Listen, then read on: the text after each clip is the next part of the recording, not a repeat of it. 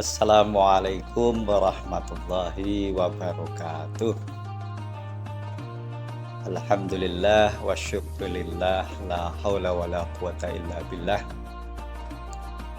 Para pemirsa sekalian, hadirin yang hadir di tempat ini yang saya hormati, alhamdulillah pada siang hari ini menjelang sore kita dapat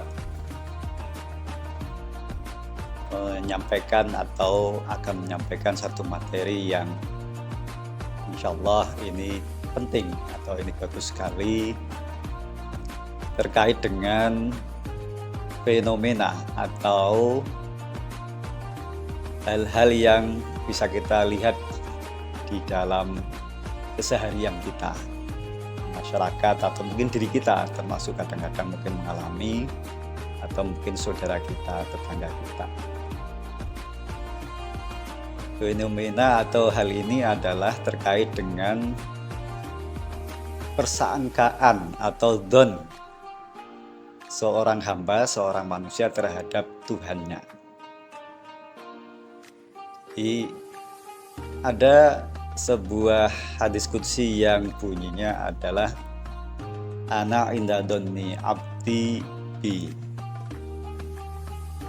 Saya, ana, Tuhan, inda dhanni abdi, menurut persangkaan hambaku bi terhadap aku Allah.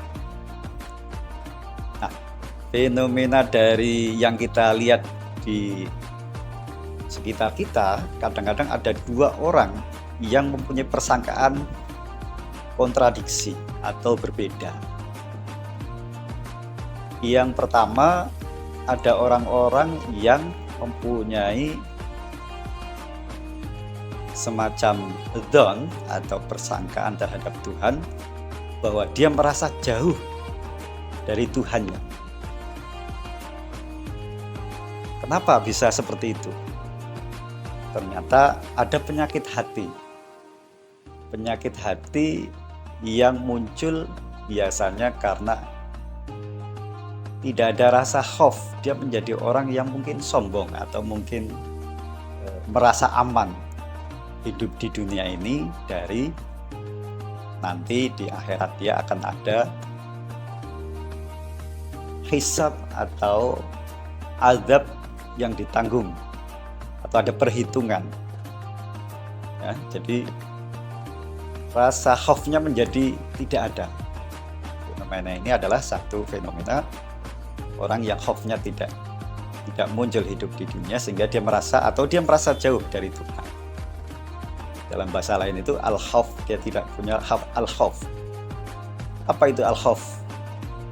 Khauf adalah ma'rifatul qalbi bi jalalillahi ta'ala, pengetahuan hati terhadap keagungan Tuhannya,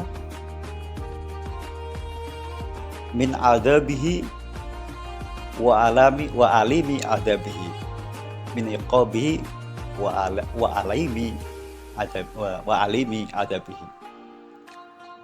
Jadi orang yang khaufnya tadi dia itu kemudian pengetahuan tentang keagungan Allah yang bisa didapati dari syadid atau adabnya ya, syadid adabnya, kemudian dari alimi adabihi, pedihnya adabnya, yaitu kemudian ada orang yang tidak bisa merasakan itu sehingga dia merasa aman hidup di dunia. Nah, padahal kalau orang tidak memiliki ini, tidak memiliki rasa khauf, nanti dia akan kesulitan atau dia tidak bisa untuk mencegah hal-hal yang atau perbuatan-perbuatan yang bisa menjadikan dia itu nanti menjadi melakukan perbuatan-perbuatan yang seharusnya harus dia hindari, yaitu kemaksiatan atau hal-hal yang melanggar syariat. Mestinya orang itu di dalam hidupnya dia harusnya idealnya adalah punya rasa khauf tadi, sehingga hidupnya tidak terlanjur, kalau dalam bahasa Jawanya itu terlulu istidraj.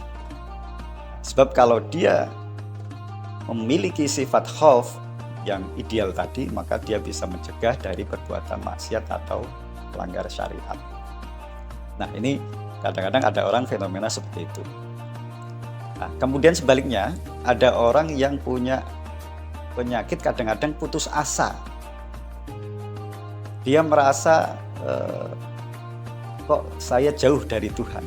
Nah, dzonnya itu jauh dari Tuhan sehingga dia merasa putus asa. Nah, orang-orang yang putus asa ini dari rahmat Allah tadi misalnya, dari rahmat, dia putus asa dari rahmat Allah. Nah, orang yang putus asa dari rahmat Allah ini, maka dia sebetulnya adalah posisi yang perlu obat. Obat dari fenomena orang-orang yang putus asa. Mungkin ada banyak masalah, ada banyak musibah yang dia hadapi, atau mungkin kegagalan dalam hidupnya, kegagalan dalam prestasi dan sebagainya, sehingga dia merasa apa yang dia dapatkan kok selalu kegagalan, atau mungkin kehidupan yang susah, menyedihkan dan sebagainya.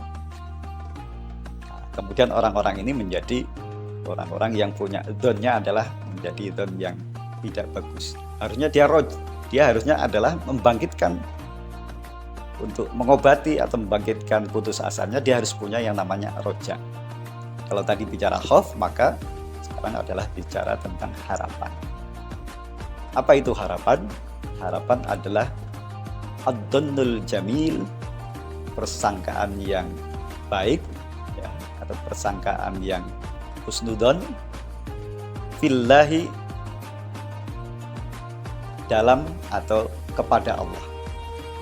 Bisababi ma'rifatil qalbi, disebabkan dia mengetahui atau hatinya mengetahui ma'rifatil qalbi, bisaati rahmatillah, dengan luasnya rahmat Allah.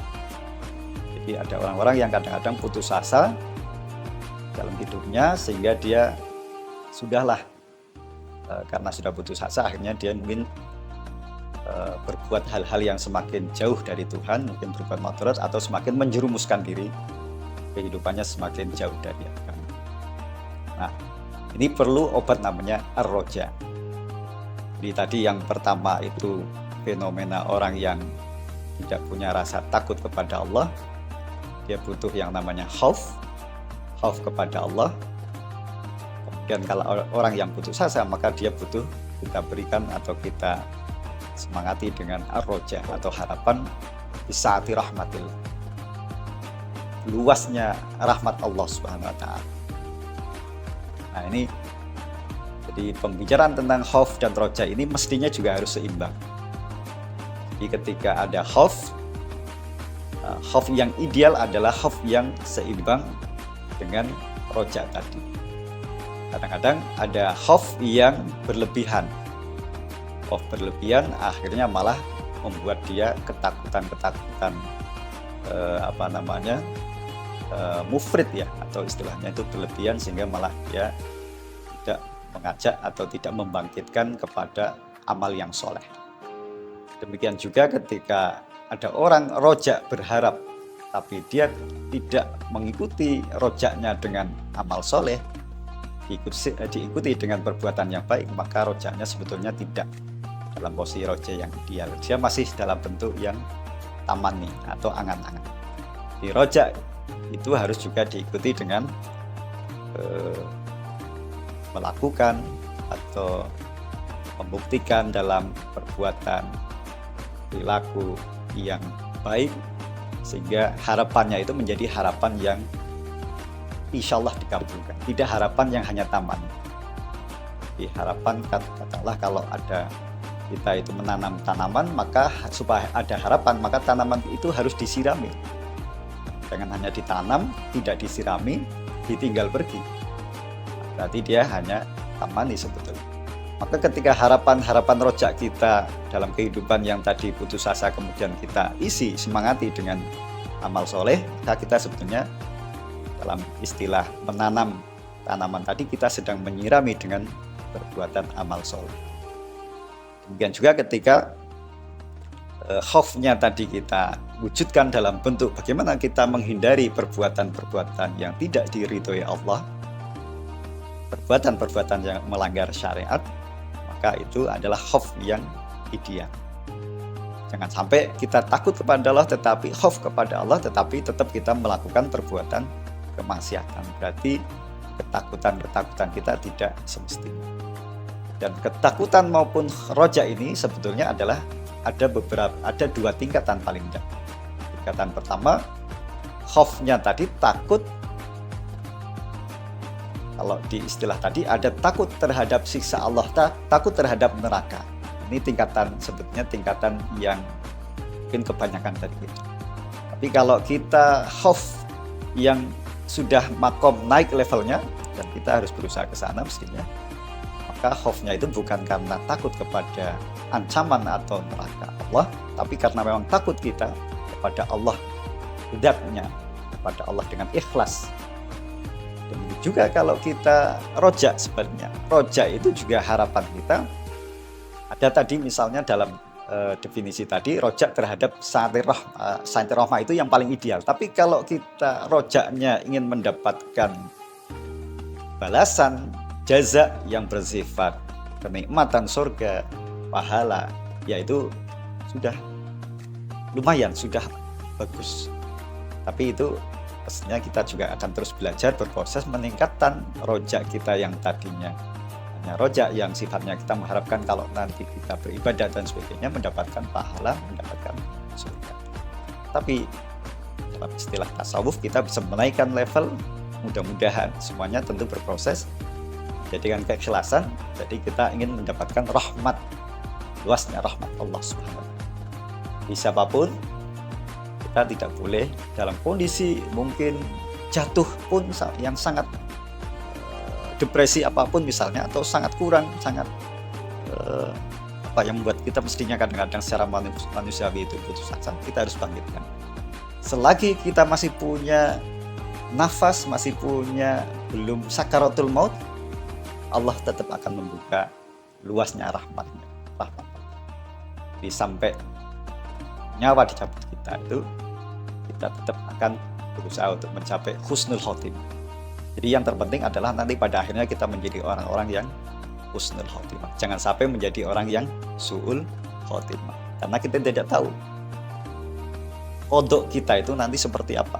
Allah tidak memberitahu kita kodok kita, nanti takdirnya akan orang menjadi orang yang beruntung atau tidak. Jangan sampai kita menjadi orang-orang yang khosirun, orang yang merugi. Itu barangkali sedikit yang bisa saya sampaikan tema tentang khauf dan roja, yang ini sangat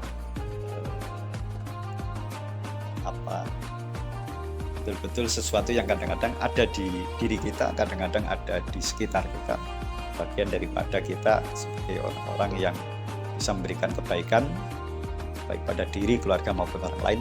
Pemahaman tentang khauf dan roja mudah-mudahan menguatkan keimanan dan ketakwaan kita pada Allah Subhanahu wa Ta'ala. Demikian yang bisa saya sampaikan. Mohon maaf, saya akhiri. Wallahul muwaffiq wal musta'an. Assalamualaikum warahmatullahi wabarakatuh.